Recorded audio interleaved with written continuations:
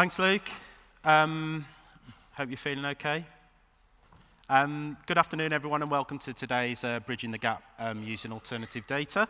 My name's Neil Allen, and I'm Head of Strategy for Credit Risk for LexisNexis Risk Solutions, UK and I. After last night's awards ceremony, I actually am genuinely surprised how many people are here for the sort of second half of the third day. So do appreciate you sort of coming out to see the panel. We've got a great panel. We've got three panelists with a diverse sort of experience that we can sort of touch upon throughout. And before I ask the panel to introduce themselves, just a couple of housekeeping items. The first is we've got two Slido polls. The first one that should be popping up around now, that we'd be interested in your thoughts regarding alternative data and perhaps some of the experiences that you've already had in this space. And then we'd also welcome questions from the audience. We're going to save some time at the end of the session for audience questions as well. So without further ado, I'd like to introduce the panel. Michael, if you'd start, please. Sure. Thank you very much. My name is Michael Hoare. I'm the Chief Risk Officer for Fluoro, who are a UK personal loan provider. Hello, everyone. I'm Honey Adjoun. I head up customer and colleague journey transformation within NatWest. And our focus is on really giving our customers the best experiences faster. Very good. Well, thank you. I'm Karl-Magnus Wadsack, known as Mags for short. I work for Equifax. I am a strategic growth director, focusing mainly on open banking and helping to support our clients and prospects to adopt open banking to augment their decisioning for deeper insights and better outcomes. And I've been at Equifax since 1998, so I've done the rounds, so hopefully I've got some context for this panel. Brilliant. Thanks all, and as I was saying earlier, lots of diverse experience on this panel, I feel.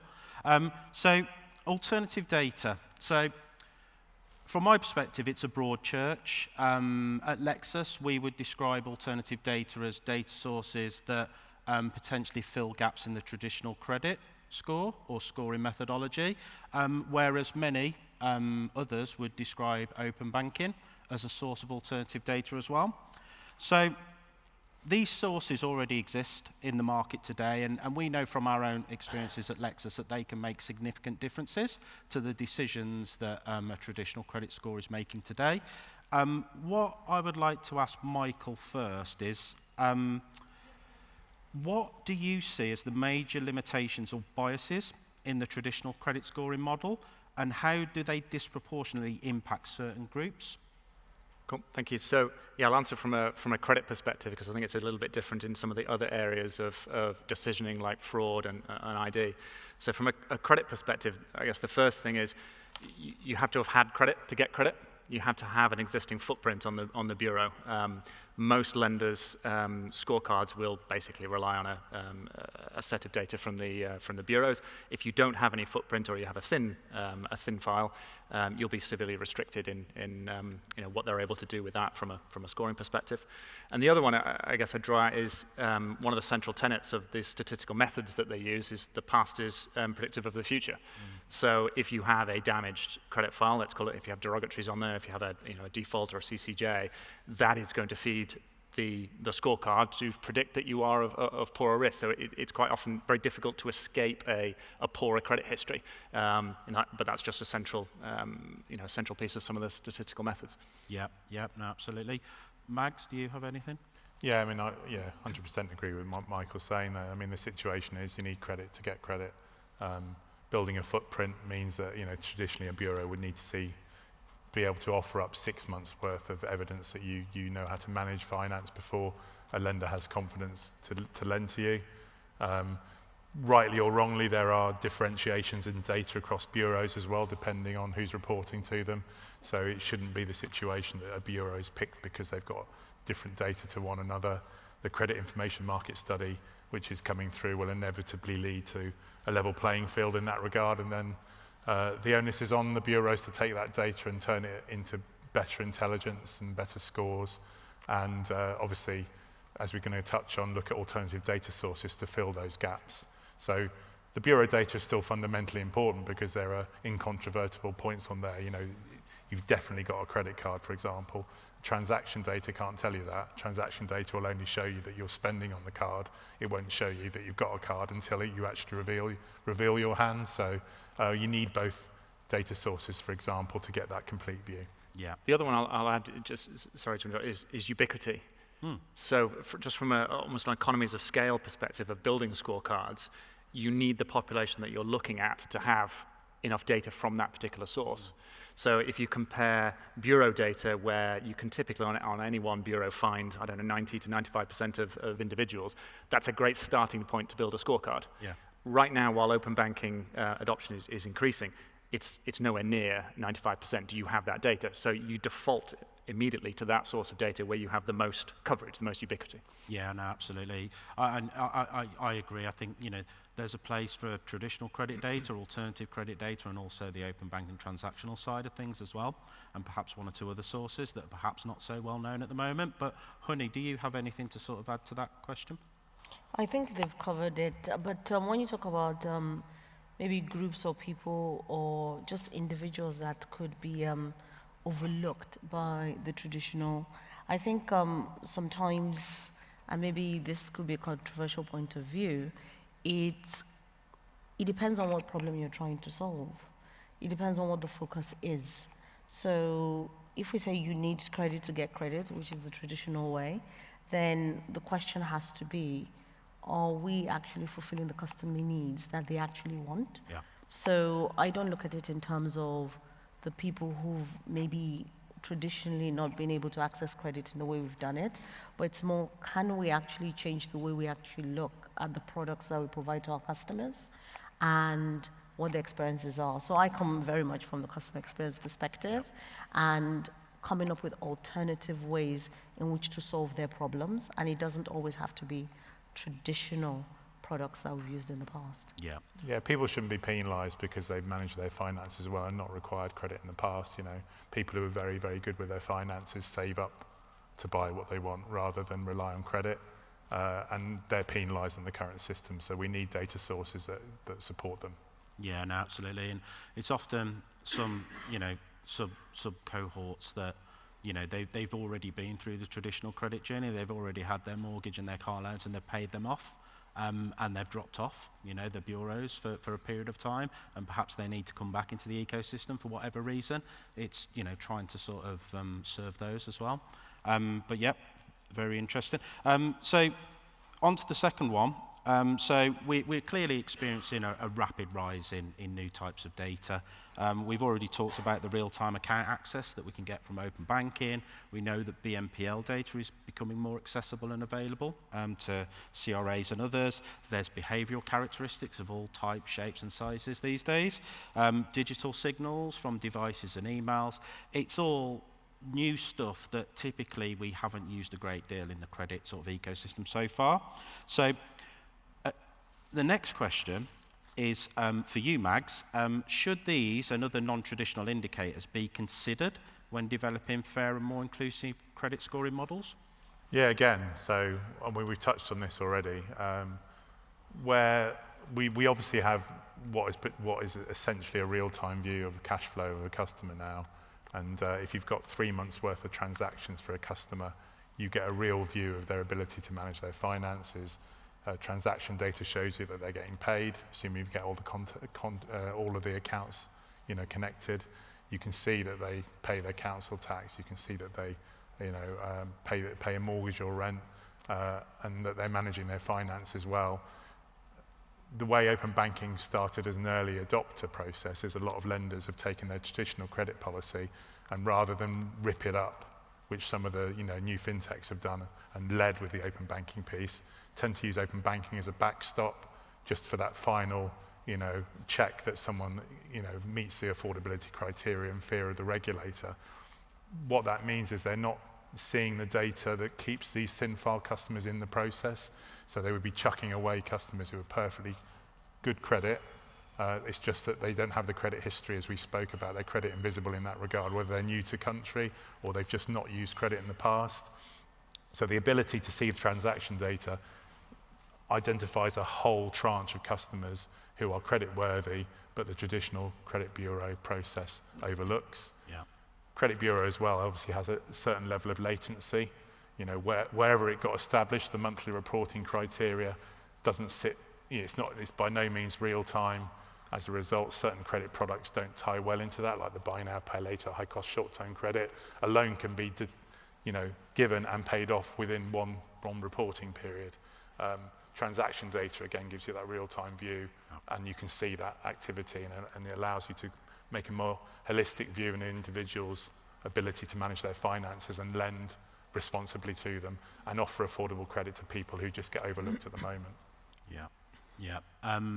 Yeah, I think it's interesting that, you know, many of these new sources that we talk about, including real-time data from open banking, it is more instantaneous information and insight that we're talking about. We don't tend to see that much more new stuff that is still coming from credit from the historical perspective. So, you know, that definitely feels like a direction of travel. Honey, do you have anything to add to that? Yes, I do. And I think it's really, really important that we're looking at alternative sources of data, and just looking at alternative data as well, because everyone's life experience is not going to be the same, but it doesn't automatically mean that because people have different life experiences or they have an alternative way of living, that automatically removes them from being creditworthy. However, I do sometimes think about the fact that you always need to think about the problem you're looking to solve, because sometimes one could see alternative sources of data as, I suppose, a prop to actually making some credit decisions that may not always be entirely appropriate. Because one of the key things I always raise is the fact that we should not be using debt or credit to solve economic or systemic economic issues. So there's sometimes that people cannot afford it. It's unaffordable, but just because maybe the alternative sources of data show that yes, they're creditworthy in terms of how they manage other types of financing, or maybe their rent or things like that, doesn't automatically mean, and I know I'm talking from a traditional perspective, as you stated earlier, doesn't automatically mean that that makes the individual creditworthy in the traditional sense. I think we need to have a more nuanced view about it, that you know, you look past, you look at your previous credit losses, and you think to yourself, well, I want to preserve these low credit losses. So if I'm going to use this alternative data, they also need to prove that I would actually keep the same level of security and, I suppose, consistency for the organization. I don't know if you have a different perspective from a non-traditional bank. No, I mean, the last point that you made, which is the, you know, lenders have a particular risk level that they want to maintain, right? If you are a bureau first, which a lot of lenders still are, there's a few that are open banking first, but still bureau first and open banking supplements it, you typically are considering the alternative credit sources to plug gaps in those areas where those sources are not, you know, either there's no coverage or the customer opts out. Yeah. So, I mean, I've looked at a number of different firms over the years, you know, attitudinal surveys,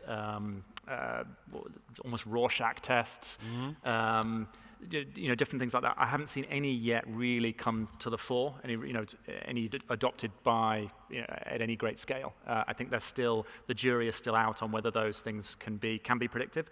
And one of the barriers, you know, just on Honey's point, is you don't know whether they're predictive. You know, we credit risk people are obsessed about their retros, and you can't retro that stuff.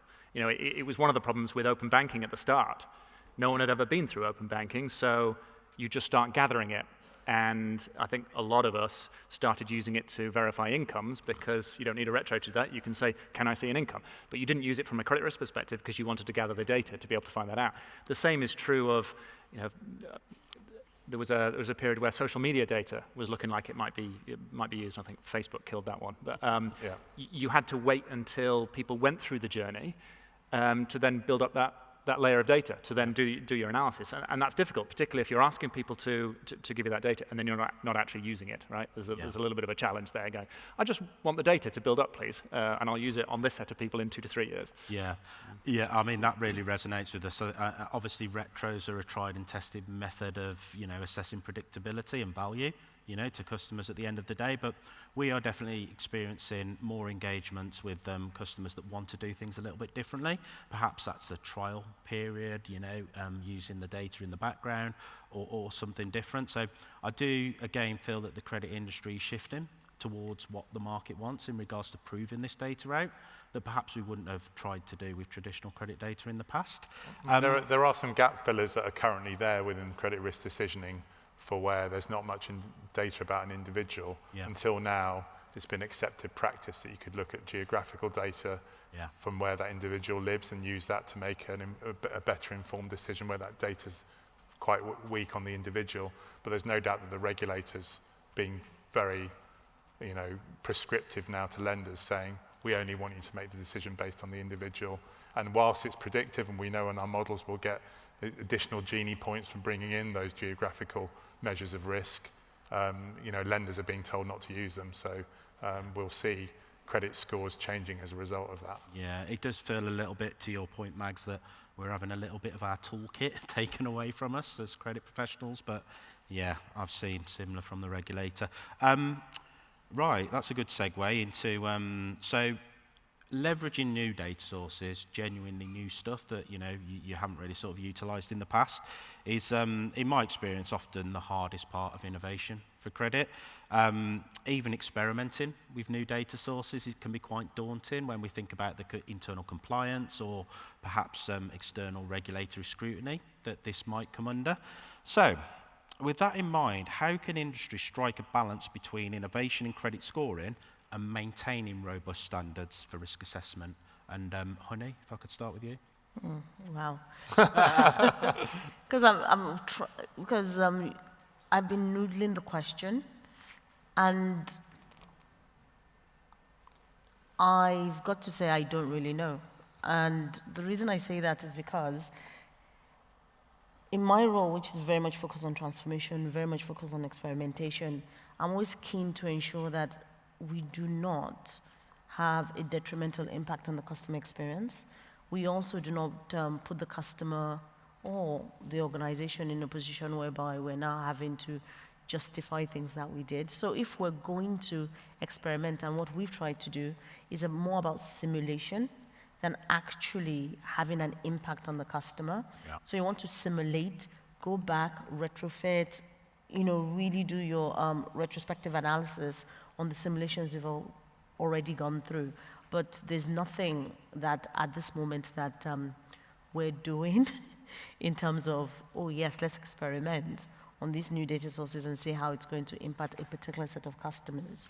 So at the moment, I'm not sure how we could do it from a traditional bank perspective. I do think if you are one of the new fintechs, there might be a way to do that in a more effective way, because you can already start with a clean blank sheet of paper. We already have a cohort of customers, and where would we justifiably say, for this particular group of customers, we're going to experiment on them? It just doesn't work for us. So it's more about seeing how other organizations are able to prove out these new ways of assessing credit, and then seeing if that fits in within our particular risk appetite, if it works, what impact there is. So a lot of it is looking at case studies and seeing what other people who are starting with a blank sheet are able to do, and for us to learn from. Yeah, I'd say a lot of the new data sources are consent-led, which means until someone's consented, you can't have access to the data. So again, transaction data, you can't retro it, because until someone provides access and you see the data, and as a lender, if you've not used it before and they've not consented access to that data elsewhere for you to be able to do a retro, you're kind of learning on the job. So the reliance for bureaus like us is to create synthetic data that allows a customer to build like a high-level credit policy to start with, and then based on their customer profile as they come through, be able to finesse that. So a lot of the new data sources, payroll data, again, that is consented. So you have no knowledge of how that's going to have changed a historical decision. So again, you're looking at synthetic data to be able to build that barrier to responsible lending. Obviously, set the bar quite high initially, and then relax those credit policies as you understand your customers better and what the data is telling you. I think test and learn. I think Honey's right. I think there's an opportunity for fintechs, for smaller lenders that are probably able to try out some of this stuff faster. Yeah. You can't retro. So it's about getting a reasonably large population set that you're currently not lending to. Yeah. So I would be declining these customers otherwise. Why don't I try and find an alternative data source that splits risk for that population and try and originate? So you're offering something to the customer that right now you wouldn't be offering. So there's a value exchange. But those are typically at one end of the risk spectrum. So you need to be quite careful about how you test, how you learn, and you've got to be you've got to be small enough that you're nimble enough to try it, but big enough that your data set is big enough, right? If that would only bring in 2 extra loans a month, you're not going to learn anything from that statistically. No, it's a great point, and again, in my experience, I think that credit professionals, particularly analysts, are very keen on a test and learn approach. It's not something that you usually have to force onto them. So yeah, the foundations to do that are already in place. So on to the next question. So financial inclusion remains a huge challenge, but I sense a stronger industry desire to do something about that, more so than perhaps we've seen, in the last few years. Various different parties within the industry mobilising to try and tackle that. How can regulatory bodies and consumer advocacy groups play a role in promoting that fair and more equitable credit scoring practice that isn't necessarily due to data? We've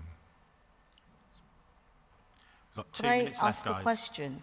What problem are we looking to solve with that? If we're saying financial inclusion, is financial inclusion more about the fact that our customers are now able to get access to bank accounts if they're unhoused and things like that, which is a totally different question to getting access to credit that could exacerbate situations if people do not have enough income or they cannot afford it. So it depends on what we mean from a financial inclusion perspective. So if it's more about having access to payment systems and things like that, that I'm sure a lot of us can work with. We've seen what HSBC has been doing with customers or people who are unhoused. But I wouldn't think that financial inclusion will be giving people loans that they can't afford.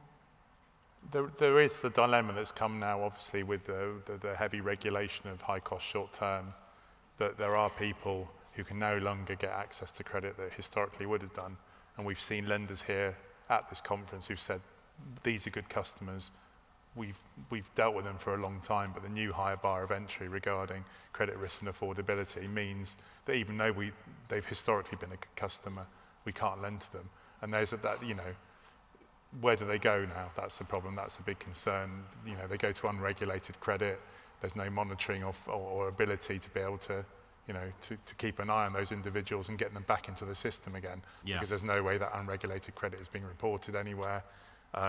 So yeah, obviously we're trying to create an environment where 100% we only lend to people that are in a position where they can afford the credit if they need the credit, or we signpost them to great bodies that can talk them through alternative ways of being able to restructure their lives and their finances. At the moment, that's not being done very well, and there is a group of people now that are not being served, and the fear is where they're going.